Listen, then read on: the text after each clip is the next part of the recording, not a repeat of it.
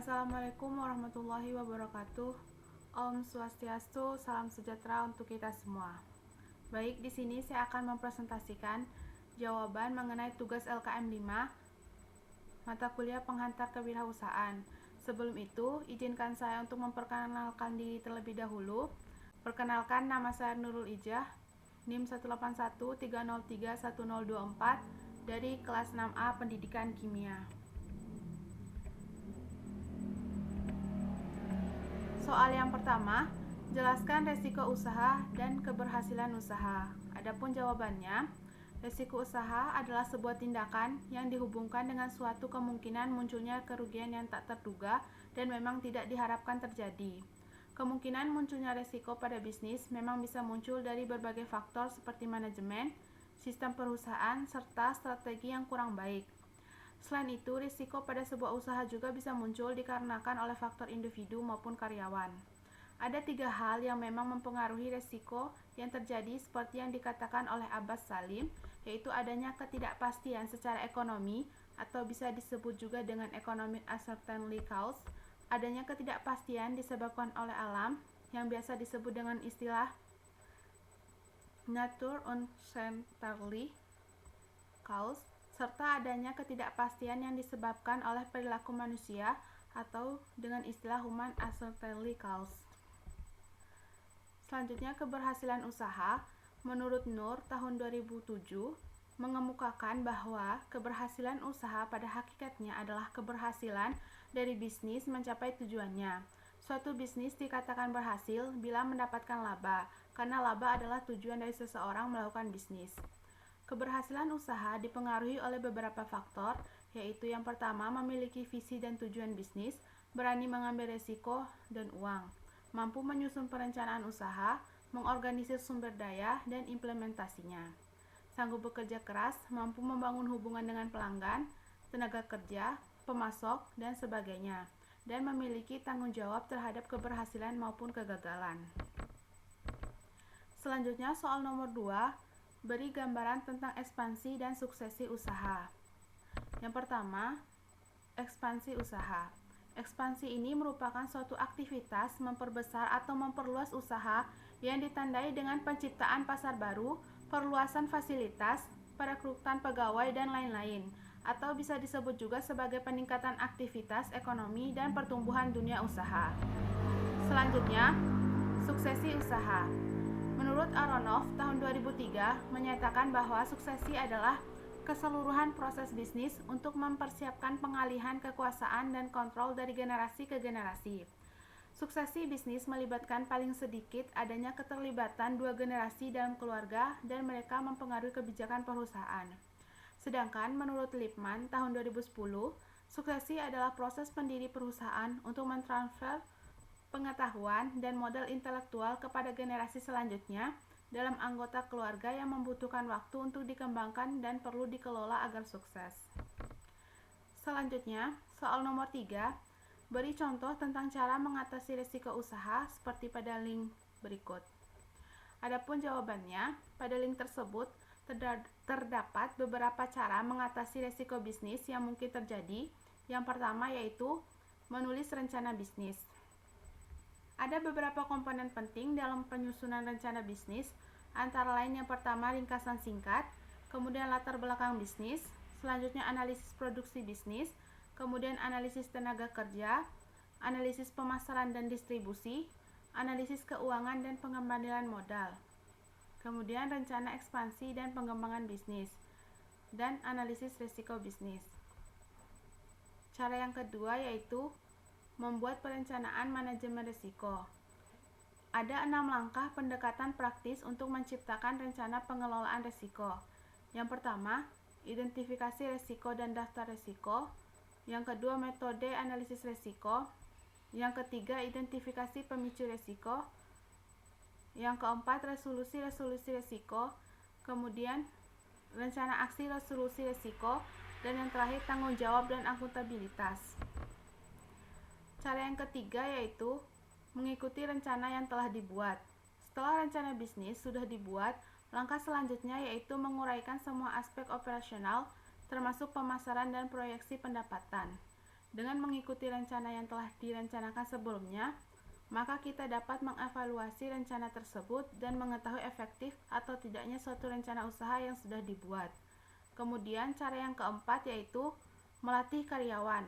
Ada 5 cara dalam melatih karyawan di perusahaan, yaitu yang pertama dengan pelatihan profesional, yang kedua coaching dan mentoring, yang ketiga pelatihan lintas divisi, yang keempat pengembangan soft skill, dan pengembangan personal. Kemudian cara yang terakhir yaitu selalu memperbarui strategi penanganan risiko. Perencanaan risiko pasti mempunyai kemungkinan atau peluang untuk mengalami kegagalan untuk mengatasi risiko. Maka diperlukan waktu untuk menganalisis pasar dan menentukan target pasar, pemantauan terhadap pesaing, perubahan tren pasar, penipuan pelanggan atau konsumen. Oleh karena itu, strategi penanganan risiko harus selalu diperbarui dan diidentifikasi agar membantu mengembangkan usaha dan mengatasi risiko usaha.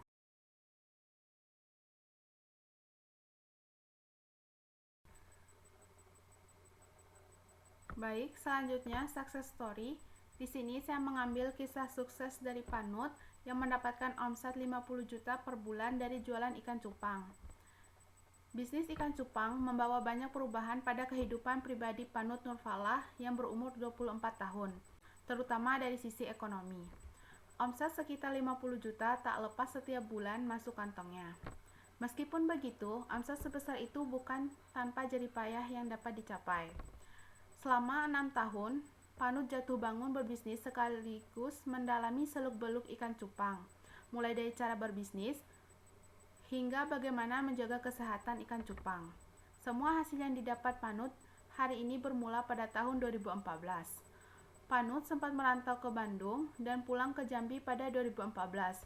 Di Bandung, dia bekerja di bidang konveksi. Saat pulang ke Jambi, dia tidak langsung dapat pekerjaan. Belum dapat kerja dan kegiatannya hanya makan tidur, Panut berinisiatif melakukan kembali hobi masa kecilnya, memelihara ikan cupang. Dia membeli beberapa dan meletakkannya di rumah. Suatu ketika, datang seorang anak kecil melihat ikan cupang milik Panut. Dia menanyakan, apakah ikannya dijual? Tanpa pikir panjang, diiyakannya. Ikan cupang itu pun jadi yang pertama dijual seharga 5.000 per ekor. Tak lama setelah itu, si anak tadi kembali lagi membawa kawan-kawannya untuk melihat. Beberapa dari mereka ikut membeli. Melihat kondisi ini, Panut kemudian gerak cepat langsung membeli ikan cupang hias dan mengulangi jual beli seperti itu. Hampir setiap tahun, dia melakukan jual beli itu. Panut merasa capek harus ke pasar membeli cupang, sebab stoknya juga kadang ada maupun kosong. Lantas dia memutuskan untuk melakukan breeding atau ternak cupang sendiri. Sementara melakukan ternak cupang, Panut mencoba peruntungan berjualan di Facebook.